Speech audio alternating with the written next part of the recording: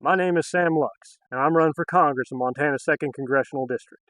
I'm 29 years old, I live in Great Falls, and I'm a farrier by trade, working for the ranchers and farmers across our great state.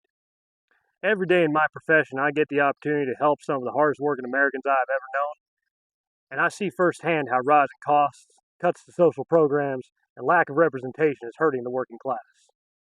I'm running for this office because I truly believe you cannot represent someone if you haven't walked a mile in their shoes. Our current representatives are out of touch. They're sold out, and worst of all, they're making cuts to social programs that they have never needed and could never understand the hurt of losing. I grew up poor.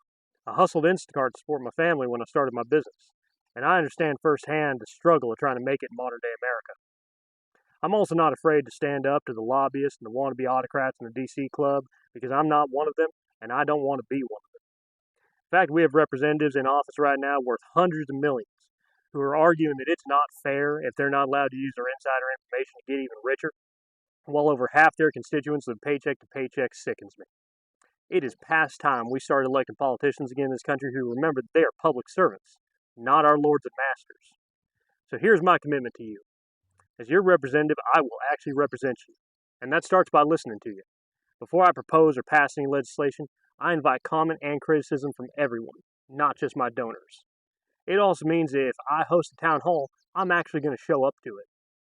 And in my campaign and my term in office, I will strive for transparency in everything I do. And I invite my constituents to hold me accountable to that, because there should never be any doubt that I answer solely to the American people.